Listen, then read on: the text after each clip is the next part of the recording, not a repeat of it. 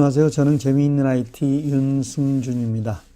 오늘은 여러분에게 우리 일상생활에서 아주 잘 사용하고 있는 캘린더 앱에 대해서 말씀드리도록 하겠습니다.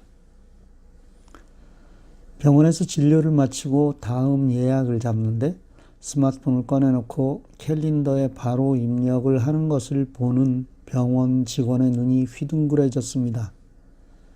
본인 생각과는 다르게 나이가 적지 않은 사람이 스마트폰에 일정을 척척 기록하는 것을 보고 적잖이 놀란 눈치였습니다.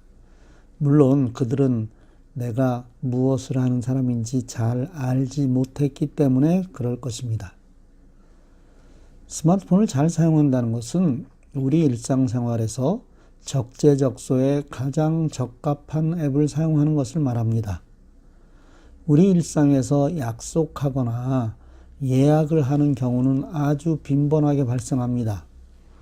이런 경우에 가장 유용한 앱은 두말할 필요 없이 캘린더입니다. 캘린더 앱은 실제로 사용하는 분들이 많습니다. 하지만 가장 기본적인 것만 사용해서 반복 기능을 모르는 분들이 대부분입니다. 오늘은 캘린더 앱에서 반복 기능을 사용하여 훨씬 더 그 사용 범위를 넓히는 방법에 대해 말씀드리겠습니다. 만일 여러분이 매주 월요일 10시부터 12시까지 6주 동안 하는 클래스에 조인했다고 가정해 보겠습니다. 이럴 때 어떻게 캘린더 앱에 등록하시나요? 첫 번째는 캘린더 앱을 열어서 시작하는 날짜, 즉 시작하는 처음 월요일을 선택할 것입니다. 다음은 해당 날짜에 10시라는 시간을 선택해서 여러분들이 조인한 클래스의 이름을 입력하고 아마 저장으로 끝내실 것입니다. 만일 이렇게 저장한다면 이것은 처음 시작하는 월요일 한 번만 저장하는 것이 되겠죠. 그런데 이 클래스는 6주 동안 계속되는 클래스입니다. 따라서 이것을 이런 식으로 저장한다면 6번을 저장해야만 합니다.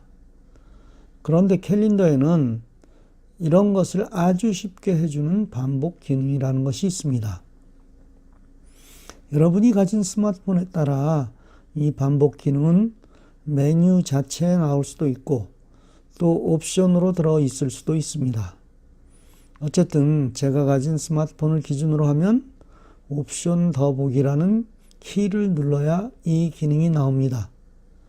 이 반복 기능은 매일, 매주, 매월, 매년, 그리고 본인이 설정할 수 있도록 이렇게 구분이 되어 있을 것입니다.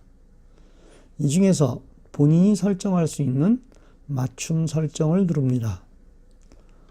반복 주기는 일주일로 하고 종료 시점은 직접 날짜를 설정할 수도 있고 몇 회 반복이라는 것을 사용하여 설정할 수도 있습니다. 아까 우리가 6주를 한다고 했으니까 반복을 6회로 해놓고 저장을 하면 이 캘린더에는 우리가 조인한 클래스가 6주 동안 반복되어 입력되는 것입니다. 어렵지 않죠? 그런데 만약 4주까지 진행하고 이 클래스가 없어졌다고 한다면 나머지를 어떻게 지울 수 있을까요? 그렇습니다. 5주째 되는 그 일정을 선택하고 삭제를 누르면 이날만 삭제할 것인지 아니면 이후의 모든 일정을 삭제할 것인지를 물어봅니다. 따라서 이후 모든 일정 삭제를 누르면 나머지 부분들이 삭제되는 것입니다. 이런 방법으로 매월 둘째 주 화요일 저녁 7시에 시작하는 음악회를 저장해 놓을 수도 있습니다. 격주로 하는 행사도 저장이 가능합니다. 반복 주기를 2주로 하면 되니까요. 우리 삶에서 반복되는 일정은 상당히 많습니다. 온 가족들의 생일을 입력할 때 한 번 입력하고 반복 주기를 매년이라고 설정해 놓으면 앞으로 평생 다시는 가족의 생일을 입력할 필요가 없어지는 것입니다. 스마트폰을 바꾸어도 입력할 필요가 없다고요? 예, 그렇습니다. 이 캘린더는 스마트폰에 기록된 것이 아니라 구글 클라우드에 기록되는 것이기 때문입니다. 따라서 여러분이 이메일을 바꾸지 않는 한 이 기록은 계속해서 사용할 수 있는 것입니다. 또 이 캘린더 앱은 여러 가지 다른 앱들과 연동이 됩니다. 여러분이 온라인으로 항공권을 사셨다면 컨퍼메이션 이메일을 받는 순간 자동으로 그 일정이 캘린더에 입력이 되기도 하고 호텔에 예약했을 때도 마찬가지입니다. 또 날씨를 나에게 매일 알려달라는 그런 내용도 일정에 포함이 됩니다.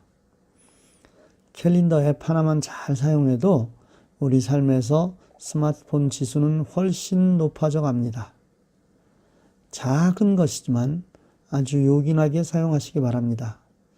오늘 하루도 즐겁고 복된 날 되시기 바랍니다. 감사합니다.